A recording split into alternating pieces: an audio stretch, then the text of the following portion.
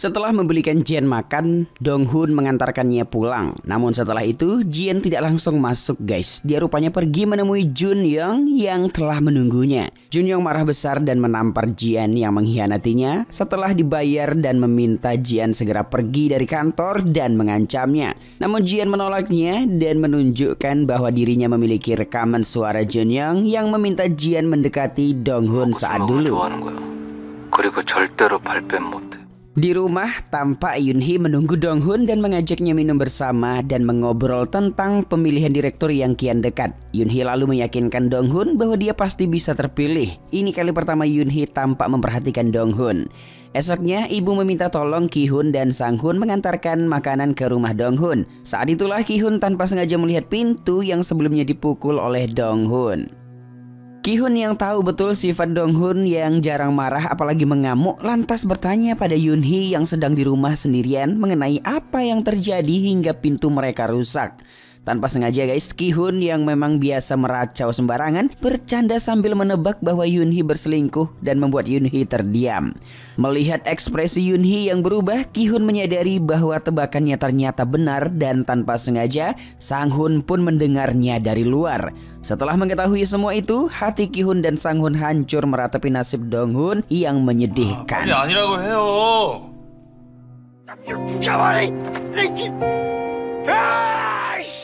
Sementara itu, Dong-hun tampak menemui mantan direktur Dong-won yang bercerita bahwa sebenarnya dulu dia mencurigai Jian dibayar Jun-young untuk mendekati Dong-hun. Namun dia tidak menyangka rupanya kini Jian justru membantu Dong-hun. Selain itu, dia juga mengatakan bahwa dia mulai menemukan titik terang tentang orang yang menjebaknya saat itu dan yakin bisa menjatuhkan Jun-young jika berhasil menemukannya. Mendengar itu, Jian yang sedang menyadap Dong-hun terkejut dan segera menemui temannya untuk memperingatkannya.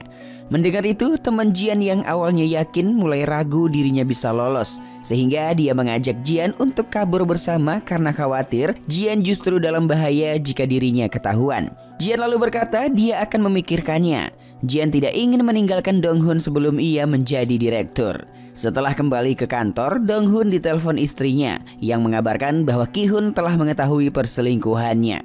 Mendengar itu, Dong-hun terdiam. Lalu saat pulang, dia mendatangi kantor saudaranya itu karena tahu mereka di sana. Tiga bersaudara ini pun meluapkan kesedihan bersama. Ki-hun bersikeras ingin tahu siapa selingkuhan Yoon-hee, namun Dong-hun menutup mulut rapat-rapat.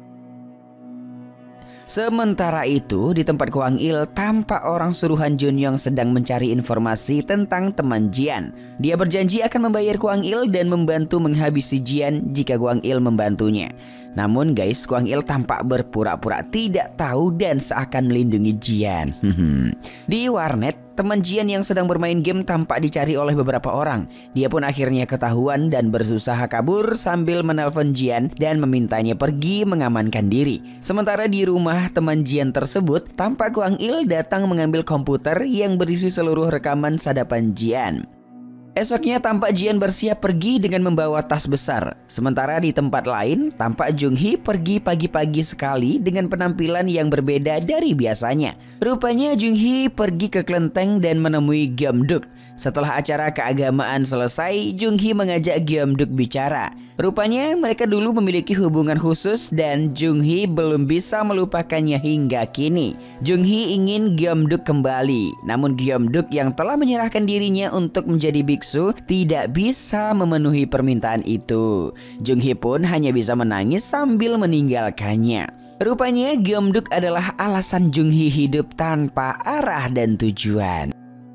Di kantor, Dong-hun terus-menerus meminta pegawainya menelpon Jian yang tidak kunjung muncul di kantor. Sok-bum lalu meyakinkan Dong-hun dia akan terus menghubungi Jian dan meminta Dong-hun segera pergi karena wawancaranya sebagai calon direktur segera dimulai. Dong-hun pun menurut. Wawancara dimulai, Dong-hun dihantam berbagai pertanyaan terkait kinerjanya. Namun dia terus berusaha menjawabnya dengan baik hingga Sang Tae bertanya mengapa Dong-hun bisa memilih Jian padahal ada banyak calon lain lain yang lebih kompeten. Sang Tae bahkan membuka status Jian yang pernah membunuh hingga membuat semua orang terkejut-kejut guys. Namun Dong-hun menjelaskan bahwa kejadian itu telah ditetapkan sebagai bentuk pembelaan diri. Bahkan riwayat itu tidak muncul dalam catatan hidup Jian karena hukum melindunginya. Dong-hun kesal mengapa mereka justru mencoba menghakimi Jian padahal hukum saja mendakwanya tidak bersalah.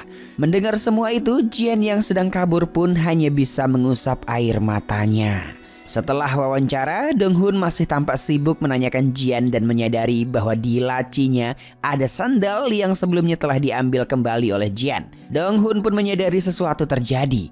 Dong-hun mencoba menghubungi semua orang yang mungkin tahu di mana Jian, namun guys nihil. Kemudian Gamduk menelpon dan memberitahunya yang terjadi. Dong-hun pun meminta ibunya mengecek Jung-hee. Pulang kerja, Dong-hun kembali berkeliling mencari Jian. Sementara Jun-young tampak panik karena tahu Jian dan temannya menghilang dan polisi sedang mencari mereka karena kasus Direktur Dong-won. Setelah lelah mencari, tiba-tiba Dong-hun mendapat telepon dari Jian yang mengucapkan terima kasih atas semua kebaikan Dong-hun dan seakan memintanya untuk tidak khawatir sembari menangis. Jian juga beralasan HP-nya rusak sehingga tidak bisa dihubungi. Dong-hun lalu meminta Jian untuk terus mengabarinya dan menyapanya jika bertemu. Setelah menutup telepon, Jian menemui temannya. Teman Jian berkata semua rekaman dan komputernya hilang. Dia yakin polisilah yang telah mengambil semuanya, padahal Kwang Il yang telah mengambilnya. Sementara Kwang Il dan temannya akhirnya membuka isi komputer itu dan menemukan semua isi rekaman. Teman Kwang Il yakin bisa memeras dan mendapat banyak uang dengan rekaman itu. Kwang Il hanya diam. Namun setelah itu, Kwang Il mendengarkan semua isi rekaman Jian sendirian dan tampak kesal mendengar kebersamaan Jian dan Dong-hun. Esoknya tampak ketua datang dengan penuh emosi mengetahui Jian sudah tidak bekerja di perusahaannya lagi dan meminta semua untuk mencari Jian. Ketua juga geram karena keputusan akhir pemilihan direktur belum ditentukan. 붙어 다니지 마요 이제. Yap, rapat eksekutif pun segera dilakukan dan tentu saja Dong-hun berhasil terpilih hingga membuat Jun-young sangat kesal. Namun tidak ada pilihan selain menyetujuinya. Berita pun segera menyebar. Semua orang bersorak untuk Dong-hun dan menyelamatinya. Berita itu pun sampai pada seluruh keluarga dan kerabat. Namun saat ingin mengabari Jian, nomornya tidak bisa dihubungi. Setelah itu semua orang berkumpul di bar Jung-hee untuk merayakan keberhasilan Dong-hun. Mengejutkan, tiba-tiba Yoon-hee datang untuk pertama kalinya ke sana dan memberikan bunga untuk ibu mertuanya, mengucapkan selamat atas keberhasilan Dong-hun. Sementara itu, tampak Jian yang kini kabur sedang bekerja di pabrik sambil terus menyadap Dong-hun yang berpesta. Hari berikutnya, Dong-hun menempati kantor barunya yang dipenuhi ucapan selamat dan semua orang yang datang menyambutnya. Sedangkan Dong-won tampak bergegas ke kantor polisi. Rupanya teman Jian telah berhasil ditangkap dan sedang diinterogasi. Namun tentu saja dia terus mengelak dan meracau menyebut nama Dong-hun. Namun polisi yang tahu menginterogasinya justru melihat ada nomor Jian yang dihubungi terakhir kali saat itu. Mendengar itu semua, Dong-won menyadari sesuatu. Dong-won lalu menelpon Dong-hun di telepon kantor dan memintanya bertemu dan mematikan HP-nya sebelum bertemu dengannya. Rupanya Dong-won curiga HP Dong-hun disadap dan memintanya mengeceknya. Akhirnya Dong-hun pun mengetahui bahwa selama ini HP-nya telah disadap. Namun mereka tetap membiarkannya agar tidak mencurigakan. Dong-won lalu memberitahu Dong-hun bahwa dari semua bukti yang ditemukannya, Jianlah yang telah menyadapnya. Mendengar itu, Dong-hun terdiam mengingat semua hal yang mungkin telah diketahui Jian yang telah menyadapnya. Setelah itu, Dong-hun pun pergi ke bioskop dan meninggalkan HP-nya di sana agar Jian tidak mengetahui bahwa dirinya mengajak Jun-young bertemu. Dong-hun pun menginterogasi Jun-young mengenai Jian. Namun Jun-young mengaku dirinya korban yang juga terjebak oleh gadis licik itu dan justru menyalahkan Dong-hun yang telah mempekerjakannya. Dong-hun lalu bertanya di mana Jian. Jun-young lantas berkata dia tidak tahu dan mengungkapkan Jian mendatanginya sekali hanya untuk mengancamnya jika menyentuh Dong-hun. Jun-young merasa dirinya korban Jian karena telah diperas bahkan dikhianati. Mendengar itu guys, Dong-hun yang tahu persis sifat Jun-young dan apa yang telah dilewati Jian selama ini akhirnya tidak bisa membendung emosi dan menghajar Jun-young. Setelah itu Dong-hun kembali mengambil HP-nya lalu memanggil nama Jian di depan HP-nya dan memintanya menelponnya. Jian yang sedang menyadap Dong-hun pun terkejut menyadari Dong-hun telah mengetahui semua. Jian pun segera melepaskan headsetnya lalu berlari ke telepon umum dan mencari Ki-bum. Namun teman Ki-bum justru mengatakan bahwa Ki-bum telah ditangkap polisi. Sementara itu Dong-hun tiba-tiba mengingat bahwa Jian sebelumnya menelponnya dari telepon umum dan mencari tahu lokasinya. Jian yang kembali menyadap Dong-hun menyadari bahwa Dong-hun melacaknya dan bisa menemukannya. Sehingga ia pun segera berkemas dan pergi dengan hati yang berantakan sebelum Dong-hun datang menemuinya. Di perjalanan Jian lalu menunduk, menyadari kesalahannya dan memohon maaf berulang kali pada Dong-hun yang bahkan tidak melihatnya. Sesampainya di rumah, Dong-hun meninggalkan HP-nya di kamar dan mencoba bicara pada Yoon-hee. Dong-hun bertanya apakah Yoon-hee mengenal Jian. Yoon-hee lalu menceritakan semuanya, termasuk usaha Jian membuatnya kembali pada Dong-hun dan intuisinya yang mengatakan bahwa Jian menyukai Dong-hun karena Jian selalu berusaha melindungi suaminya itu.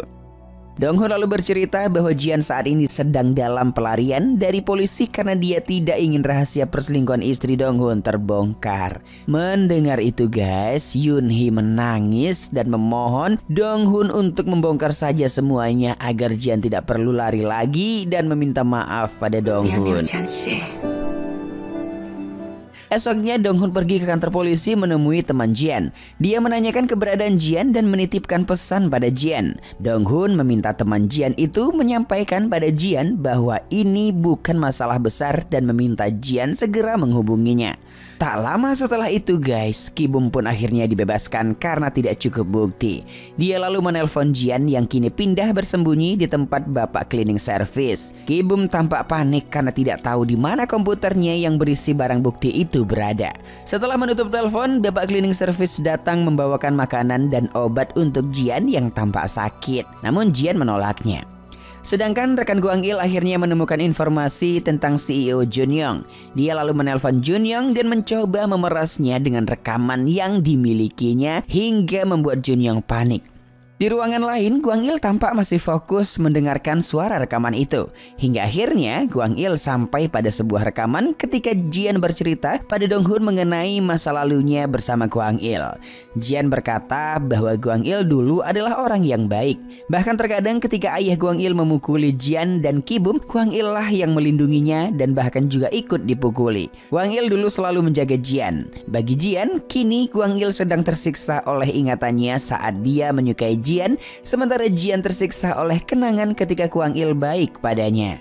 Dong-hun lantas berkata, mereka pasti sangat menderita karena bertemu dengan orang dewasa yang mengerikan. Mendengar itu, Gwang-il pun menangis. Setelah itu, Dong-hun masih terus mencari Jian dan mencoba terus bicara di HP-nya. Berharap Jian masih mendengarkannya dan menelponnya. Lalu tiba-tiba ada telepon masuk. Dong-hun pun segera berlari. Rupanya itu adalah bapak cleaning service yang putus asa dengan keadaan Jian. Sehingga dia menelpon Dong-hun berharap dia bisa membantu Jian.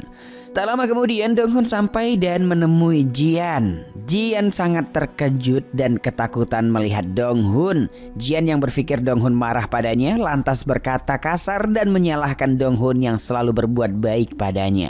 Namun Dong-hun justru mendatanginya lalu berterima kasih karena Jian telah sudi mendengarkan hidupnya yang menyedihkan dan masih memihaknya. Dong-hun tidak tega melihat Jian mengalami banyak kesulitan karena menghasihani dirinya. Padahal hidup Jian sendiri menyedihkan.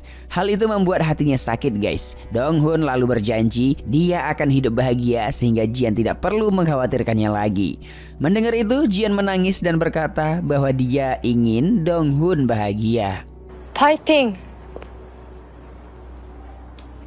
Setelah itu Dong-hun pun membawa Jian ke rumah sakit dan mengabarkan keadaan Jian pada istrinya. Dong-hun lalu menemui Jian dan mengajaknya pergi ke tempat nenek.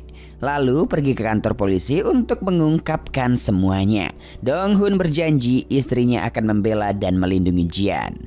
Untuk sementara Dong-hun membawa Jian ke kedai Jung-hee untuk tinggal. Jung-hee yang kesepian pun menyambutnya dan sangat bahagia Jian tinggal bersamanya. Dong-hun lalu pamit dan Jian berkata dia akan menghapus penyadap itu malam ini. Sebelum tidur, Jian mendengarkan suara langkah kaki Dong-hun untuk terakhir kalinya sebelum akhirnya menghapus penyadap itu untuk selamanya.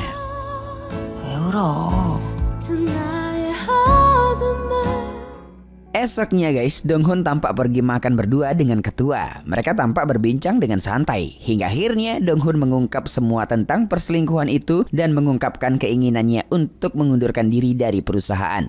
Namun ternyata ketua sudah mengetahuinya. Ketua rupanya curiga dan menyelidiki Junyoung setelah Donghun saat itu datang ke perkemahan. Namun ketua menyembunyikan fakta ini karena tahu Donghun pasti sangat menderita. Ketua juga berharap Donghun berpikir 2 kali untuk mengundurkan diri dan meminta Donghun memberitahu Jian untuk menemuinya setelah kasusnya selesai. Malamnya, Sang-hun dan Ki-hun yang pergi ke bar Jung-hee terkejut melihat Jian dan segera mengabari Donghun. Namun tentu saja Donghun sudah tahu. Semua orang yang berkumpul lalu meminta Jian duduk dan minum bersama. Tak lama kemudian Donghun datang dan mereka pun berbincang santuy. Sebelum pulang guys, Donghun kembali mengajak Jian menemui neneknya besok. Meskipun diam, Jian tampak setuju. Kemudian sebelum tidur, Jian berkata pada Jung-hee bahwa jika dia dilahirkan kembali, Jian ingin dilahirkan di lingkungan ini. Mendengar itu, Jung-hee tersenyum dan berkata sampai jumpa lagi di kehidupan selanjutnya. Kebaikan yang didapatkannya selama berada di lingkungan ini rupanya menyentuh hati Jian dan membuatnya ingin terus berada di sana. Esoknya Jian akhirnya menemui sang nenek ditemani Donghun. Nenek dan Jian tampak sangat bahagia. Nenek lalu berkata sesuatu pada Jian. Setelah itu Donghun mengantar Jian ke kantor polisi. Istri Donghun pun sudah siap mendampingi Jian di sana. Sementara itu di perjalanan pulang, Donghun bertemu dengan Gyeomduk yang tampaknya ingin menemui Jung-hee. Donghun lalu membelikan bunga untuk dibawa Gyeomduk. Sepanjang jalan mereka berbincang tentang masa lalu. Donghun berkata saat dulu melihat Gyeomduk memutuskan untuk menjadi biksu, dirinya ketakutan hingga membuatnya segera pergi dari kuil dan mencoba menjalani hidupnya sebaik mungkin. Namun ternyata dirinya tetap kalah dari Gyeomduk. Mendengar itu, Gyeomduk berkata hidup ini tidak ada yang namanya menang dan kalah. Semua orang menjalani kehidupannya masing-masing. Nah, dengar tuh guys, mantap nih. Akhirnya mereka sampai di bar Jung-hee. Gyeomduk pun memberanikan diri masuk sendirian. Di dalam, Jung-hee tersentak melihat Gyeomduk datang menemuinya. Mereka pun berbincang. Gyeomduk lalu meminta Jung-hee untuk hidup dengan bahagia. Rupanya Gyeomduk telah merelakan kehidupannya seutuhnya untuk mengabdi pada kepercayaannya. Dan meminta Jung-hee juga merelakannya dan berbahagia. Begitulah perbincangan itu berakhir guys. Jian akhirnya mulai menjalani interogasi dan menceritakan semua tentang hubungannya dengan Junyoung sejak awal. Begitu pula dengan Junyoung yang menceritakan kronologi kejadian dari sudut pandangnya. Tentu saja keterangan dari kedua orang ini bertentangan. Junyoung mengelak semua pernyataan Jian yang mengatakan bahwa semua yang dilakukannya adalah perintah Junyoung. Sayangnya sulit membuktikan pernyataan Jian karena alat sadapan di HP-nya telah dihapus. Begitu pula dengan semua rekaman di HP-nya. Hanya rekaman di komputer Ki-bom yang bisa membuktikan semua. Sepulang interogasi, Junyoung mengingat telepon dari teman Gwang-il yang meminta uang untuk file rekaman itu. Dia pun sudah menyiapkan uangnya. Namun entah mengapa teman Gwang-il belum menghubungi Junyoung lagi dan membuatnya mulai panik. Sementara itu Gwang-il tampak sibuk memindahkan semua file rekaman dari komputer. Teman Gwang-il tampak kesal karena Gwang-il nampaknya enggan memberikan rekaman itu pada Junyoung meskipun mereka bisa memperoleh uang tebusan yang besar. Gwang-il rupanya telah memiliki rencana sendiri. Esoknya Jian tampak memperoleh telepon dari panti jompo dan tersentak. Tak lama kemudian Jian menelpon Donghun mengabarkan bahwa nenek telah tiada guys. Donghun pun bergegas membawa Jian ke sana. Namun hal ini tentu tidak mudah baginya. Pada awalnya Jian tidak sanggup menghadapi jenazah sang nenek. Namun Donghun mencoba terus menguatkannya. Jian akhirnya memberanikan diri bertemu nenek dan memeluknya sambil menangis. Jian lalu berterima kasih pada nenek yang sudah mengisi hidupnya dan meminta agar mereka bisa bertemu lagi di kehidupan selanjutnya. Prosesi pemakaman pun dimulai. Tampak rumah duka sepi, tanpa bunga, sajian, ataupun tamu. Rumah duka hanya dihadiri Donghun dan kedua saudaranya. Melihat itu, Sang-hun pun merasa iba dan memutuskan untuk menggunakan seluruh uang tabungannya selama ini yang rencananya akan digunakan liburan untuk mengisi rumah duka dengan bunga dan hidangan. Sang-hun bahkan mengundang seluruh anggota klub sepak bola untuk datang. Bapak cleaning service pun datang melayat. Melihat rumah duka yang begitu penuh, beliau lantas berkata pada Jian bahwa nenek sangat diberkati. 고맙습니다. 이 감동을 훼손하지 마라. 나 50평생 살면서 내가 Malamnya sembari menatap Dong Hun dan semua orang yang menemaninya di sana, Jian mengingat pertemuan terakhirnya dengan sang nenek. Saat itu nenek berkata bahwa hubungan Jian dan Dong Hun sangat indah dan berharga. Begitu pula dengan setiap hubungan yang mungkin Jian miliki dengan orang lain. Nenek lalu berpesan agar Jian membalas kebaikan orang-orang itu dengan menjalani hidupnya dengan baik dan bahagia. Esoknya tampak Junyong meminta bantuan kaki tangannya untuk mencari penelpon yang memiliki rekaman itu. Kaki tangan Junyong itu pun langsung menyadari bahwa penelpon itu adalah Guang Il atau rekannya dan segera mendatangi ke kantor Guang Il. Menyadari hal itu, Guang Il segera kabur membawa semua file rekaman dan komputer itu. Rupanya Guang Il kini mantap membela dan melindungi Jian, sama seperti yang dilakukannya dulu. Namun karena terdesak, akhirnya Guang Il menghancurkan komputer itu dan hanya menyelamatkan flash disknya. Sementara Jian dan rombongan pergi ke krematorium untuk kremasi lalu mengantarkan abu nenek ke tempat peristirahatan terakhirnya. Jian tampak tegar dan ikhlas melepaskan sang nenek. Hari berikutnya di kantor, Dong Hun kembali memperoleh paket misterius. Semua orang tampak curiga dan takut sesuatu yang buruk akan terjadi. Namun Dong Hun memberanikan diri membukanya. Ternyata guys, paket itu adalah flash disk berisi file rekaman yang dikirimkan Guang Il kepada Dong Hun saat pelariannya. Dong Hun lalu menemukan kartu nama kantor Guang Il yang tidak sengaja terselip di paket itu dan akhirnya menyadari bahwa Guang Il lah yang telah mengirimkannya. 걔네 아버지가 나 때리면 말리다가 대신 맞고 나한테 잘해줬었고 어른 하나 잘못 만나서 둘 다 고생이다. Tanpa menunggu lama, rekaman itu pun segera diserahkan ke kantor polisi, sehingga Junyong tidak dapat lagi mengelak. Berita perselingkuhan CEO dan istri Dong Hun pun menyebar dengan cepatnya. Setelah mengetahui semua, pegawai Dong Hun pun tidak dapat menyembunyikan kesedihan mereka untuk Dong Hun dan kekaguman mereka pada Jian. Tiba-tiba Dong Hun mendapat pesan dari Jian yang memintanya membelikan makanan. Dong Hun pun menemui Jian di tempat biasa dulu mereka bertemu. Jian lantas cerita bahwa dirinya sudah bertemu dengan ketua. Beliau rupanya menawarkan Jian peluang kerja di Busan. Ketua berjanji bahwa di sana Jian bisa memulai hidup baru tanpa takut akan diskriminasi atau bayangan masa lalunya. Dong Hun bertanya mengapa Jian harus pergi sejauh itu. Jian mengatakan dia ingin menjalani hidup sebagai orang yang berbeda. Jian ingin pergi ke tempat yang tiada orang mengenalinya dan hidup seolah tidak memiliki masa lalu. Jika takdir bisa mempertemukannya kembali dengan Dong Hun, Jian akan sangat bersyukur dan berharap Dong Hun tidak menghindarinya. Jian lalu berterima kasih atas segala kebaikan Dong Hun. Dong Hun lantas berkata bahwa sebenarnya Jianlah yang menyelamatkannya. Mereka pun saling berjanji untuk berbahagia menjalani hidup masing-masing. Setelah itu guys, Jian pun berpamitan pada Sang Hun dan lainnya. Pada pertemuan terakhirnya dengan Dong Hun, Jian bertanya apakah dirinya boleh memeluk Dong Hun. Tanpa ragu, Dong Hun pun memeluk Jian dengan hangat dan mereka pun berpisah. Setelah semua terungkap, Direktur Sang Tae pun akhirnya mundur dari jabatannya dan Direktur Dong Won kembali bertugas. Beberapa waktu berlalu, kini Yoon Hee pergi ke luar negeri menjenguk putranya dan berniat melanjutkan kuliah di sana. Sementara Dong Hun yang kini sendiri di Korea terus melanjutkan hidupnya. Namun terkadang kekosongan dan rasa sedih pun masih menghampirinya.